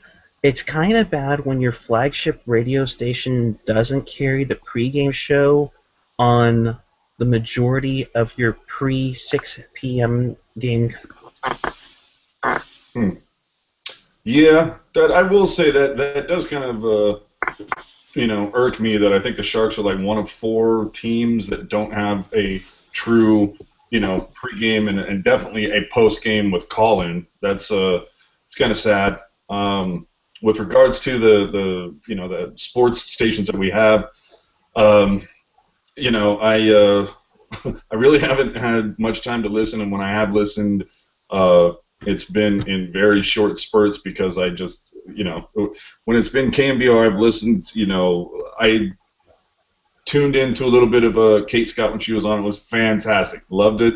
Loved everything about it. You know me when it comes to those 2 goofballs from noon to 3 on KMBR. I can't do it, man. Oh man, that's just if that is not the worst show on local radio, I really don't know what is. Fitzgerald and the other guy, unbelievable. I usually the other option is much better, right, Chris? Yeah, no, I listen to Ramey. That's the only one that I listen to. Hey, John. There we go. Have you seen Ramey's wife? I'm sure she's hot. I haven't seen her, but I actually. Hey, John. All right. Wait till the end before we get into it. But have either of you guys tried the new morning show that was it Lieberman? I think it was Lieberman decided to shit all over today or yesterday. Okay. Sorry, I still listen to Sarah and Vinny. Crashed Flight 95.7 that is still the Rise guys were honestly a little bit above mediocre, and they were still infinitely better than anything they've done since. Well, like I said, I've never been a fan of more than 2 guys. I don't like the 3-guy thing for a morning radio show. Yeah, I know we have 3 guys talking here, but it's and if you go back and listen to this, there's going to be more than a few times where we talked over each other, and it's going to be annoying. So, yep. Either way, no, I'm not a fan of the 3-guy thing. Hearing Lorenzo Neal just keep losing his battle with the English language is very it's a tough listen. I tried giving him a shot. I don't mind Chad. I think they're okay. I kind of actually like the guy from Vegas a little bit, the Joe guy. I think he's all right. I like the bet, the betting aspect that they somewhat, that they'll throw out there where they're throwing out the betting lines and whatnot. But that's because, I gamble and I like betting on sports. So I think that's one of the reasons why I get a kick out of it. If you're not someone who's interested in that, then you probably won't enjoy that in the least. But But yeah, I'd say over the last month. I'm not a fiend. I don't enjoy the Ted Raimi half-hour gambling infomercial. Oh no, that sucks. But this. Let me tell you, guys, you can bet this game like it's already been played. Yeah, we do all the calculations. We look at it. I have people who talk to other people, and they've told me that I should go with this team on a recorded message. Oh, give me a break. $49.99. You're killing me, man. You're killing me. So, wait. And I will throw in North Dakota and Notre Dame hockey absolutely free. Yeah, no, I'm good. And if I don't make you money this weekend, I'll throw in my daughter's virginity and something else. Yeah. Oh, God. No. But I was, honestly, throw in Sarnia at Mississauga absolutely free. Over the last month, I think I've listened to about maybe an hour and a half worth of that new morning show. I gave it a shot, and I just can't do it. And a lot of it has to do with Lorenzo Neal. I just can't listen to him mangle the English language. I'm not really a fan of the what are the next guys? I can't remember their names now. Haberkoff. Haberkoff guys. Yeah, the Haberkoff. Those guys, can't listen to them. I'm just because it's just nothing but football, and it's like I just can't take that much of that. I can't do Papa and John because it's just my IQ is over 100, so I just can't deal with them. But it's better ingredients and better pizza. Nah. And then and I'll listen. I'll catch Damon when I can. But I can usually only do like the first hour or so because I'm busy with other crap. I've caught Zach and Townie once or twice at the end of a Sharks game, like thinking, oh, maybe they'll talk about it because the Warriors didn't play tonight, so maybe they'll. And of course they tune in and it's just fucking Warriors, more Warriors. I'm like, okay, I'm out.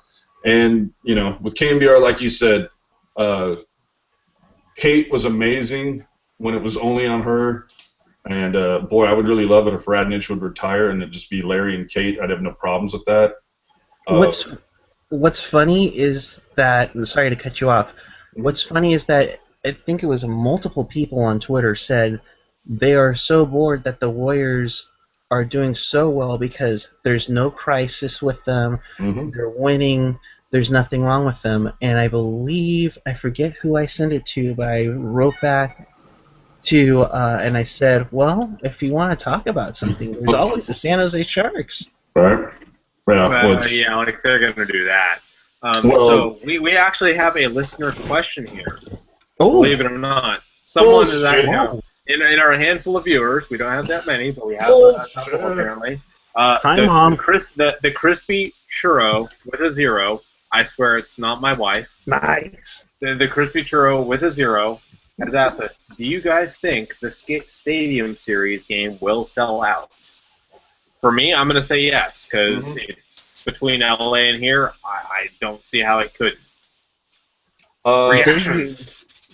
They said in September it was pretty much close to being a sellout already. But they've been saying that for like 4 months now.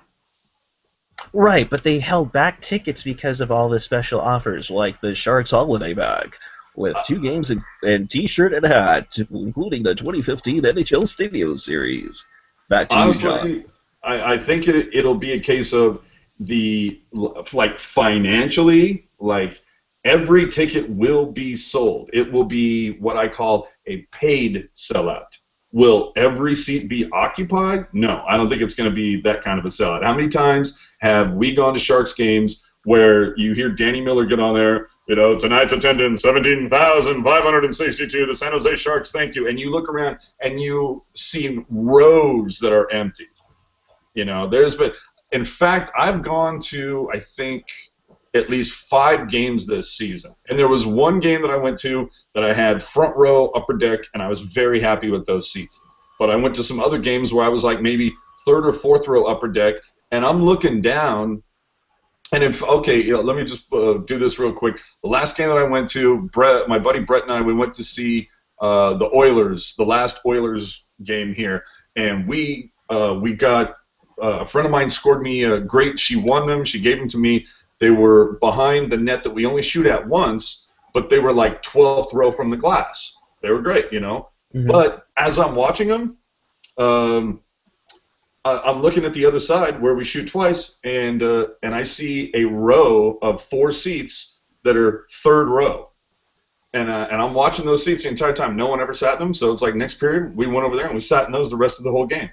And you can do that. I mean, there's just this season not a good. I mean, it's a great season to go see hockey. It's a good season if you want to get Sharks tickets for the price you paid in college. Uh-huh. If you're me. Yep.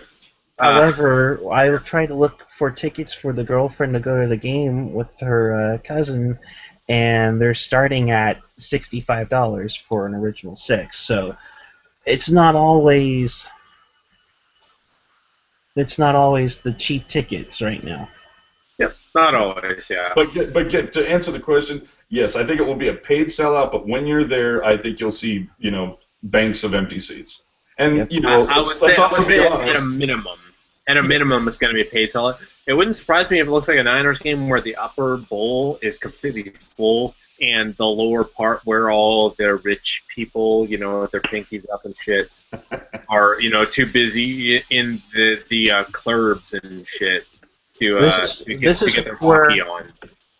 This is where when I go, when somebody wins the autographed Sharks jersey and you're sitting in section 106, row 9, seat 12, this is where I go, they can afford it! And, not feel bad. Keep going up to the second row because, some of us can't exactly afford it. I have some breaking news, guys.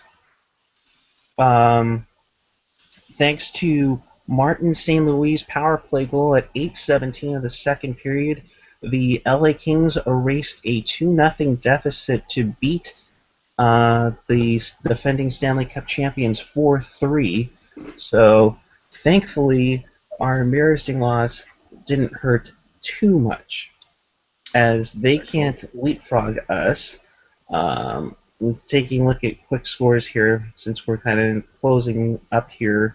While you're taking a look at that, I also wanted to say about the Stadium Series, it also has to do, I think it has a little bit to do with the weather as well. Oh, the weather is going to be awesome, though.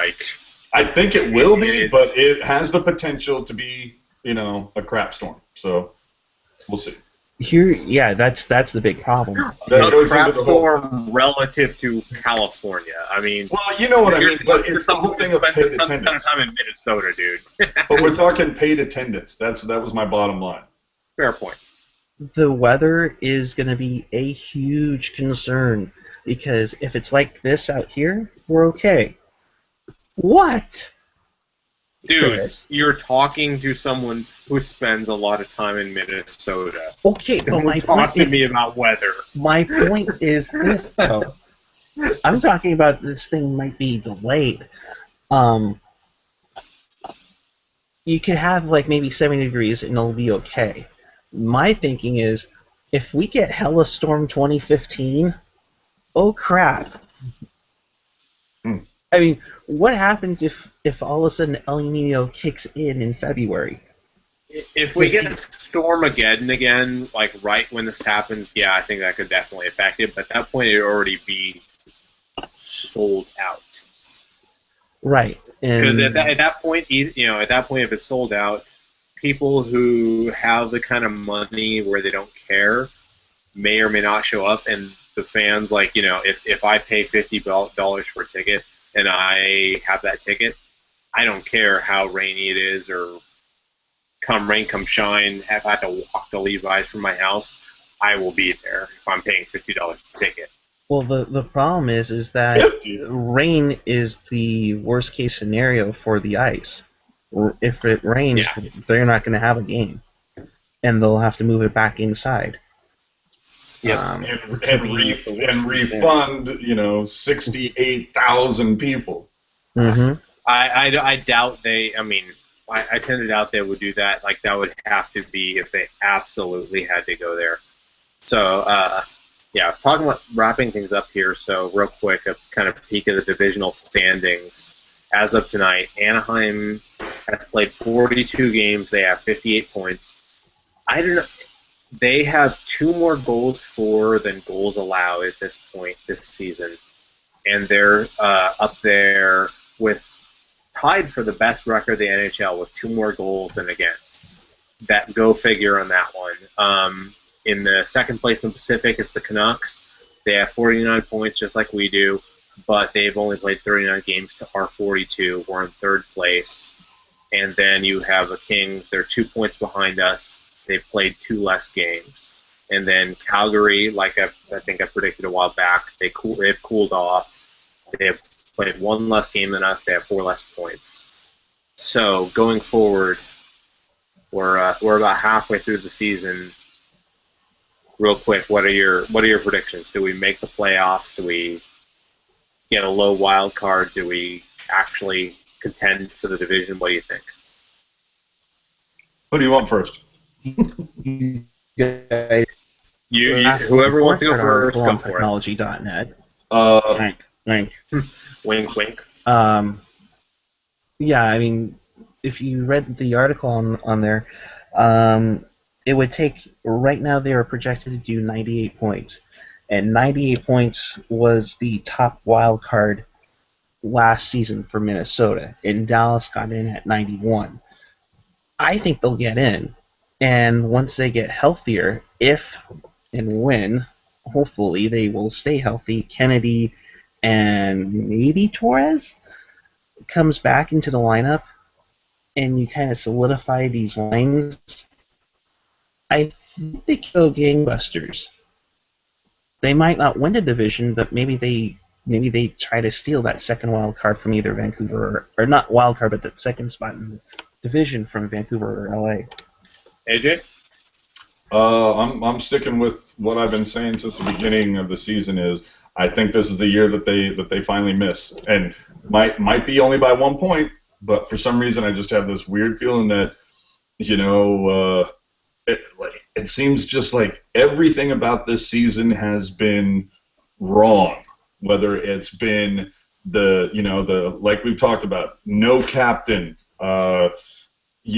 Ice Girls, no Drew Remenda, adding those. Now I'm seeing those stupid CGI ads behind the nets. Oh God! It's just. Don't you want your couch to vibrate like? No, they don't even say that. They just say, Sharks.com, or they say buy tickets here or whatever. But the fact that it's just more advertising, it's more garbage, it's more of let's do what other teams are doing, whatever. So Either way, I just feel like not making the playoffs would be the cherry on this shit sundae that, to me, this season has been so far. Yeah, honestly, part of me really wants them to it would be this time to miss the playoffs. I think our management and ownership do need a shake-up, and maybe missing would be better than making and being out in the first round.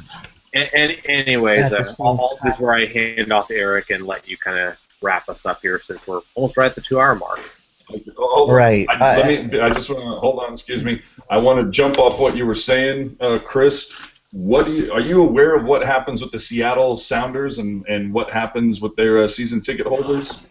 And could you ever see this happening with the Sharks? And that every 4 years, the season ticket holders of the Seattle Sounders are given a ballot on whether they approve of the GM or not. And if it's, if they get overwhelming disapproval, they'll fire the GM and get somebody new. Could you ever see that happening in like a real professional sport? Because we all heard about how Jed York was talking about hold me accountable. Well, how do you do that? Well, this is one way to at least hold the general manager accountable.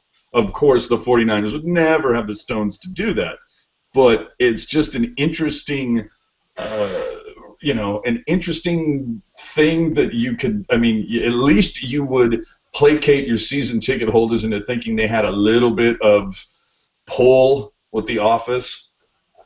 If they especially to me, that reeks of something the MLS is doing for desperation. Not that I think it's a bad idea, but I think it does have to be accommodating the fact that they are number 5. They are pressing for number 4. Let's be honest, they're not that far behind the NHL, unfortunately. But so that's kind of my quick thought on that. One more question from the crispy churro with the 0. He's asking, how I often love that username. I do love that username. He's How often are awesome, we going by to the try and way. do this? So we're going to try to do this at least once a week. If we can do a live show, our goal is to try to do call-in type thing as well. Maybe add a little more production value than we currently don't have. But and our thoughts on Brody Brazil's podcast, The Bro Show. I have yet to listen to that. Have either of you listened to that yet? Not yet. I gotta put it on I- my. I gotta find it on iTunes and put it on my So auto load. that's an item for next show. We will most definitely. I mean, I'll definitely listen to it because I saw I had the link go out recently. So I'll listen to it now and then. I'm sure AJ and Eric may as well. But yeah, well, we should definitely have thoughts on that next time. Yeah. So anyone who tuned in tonight, thanks for watching. And Eric. That's pretty much it. Thank you guys personally for putting a smile on my face after that crap storm of a game. The Sharks will play back at home on Saturday night. Remember, it's a special 7 p.m. start for the Sharks and the New York Rangers, and it is the of one of the greatest defensemen to ever wear teal, Dan Mother Puckin Boyle. This is the jersey I'll be wearing. It's his game-worn jersey from the 2010 playoffs, which I got for a steal at the equipment sale. Thank you very much. But yeah, you're gonna have, it's gonna be an interesting game. They're coming in hot and fire. They beat the best team in the league. They beat the defending Cup champs. How will they do against the third or fourth best team in the Pacific Division? Ah, yes, my friends, that's why they play the game. Until next time, for AJ Strong and Chris JWS, I am Eric, PuckGuy14. And that is the mini Sharky bobblehead down there. Saying, keep it real, keep it fresh, keep it real fresh, but we can never leave without our friend, our former colleague at 95.7 The Game, Troy Clarity. Bring it on. So, Sharks, they gave up 7 goals tonight. They only scored 2 goals. That's not good. That's not good at all. I'm Troy Clarity. Peace the puck out.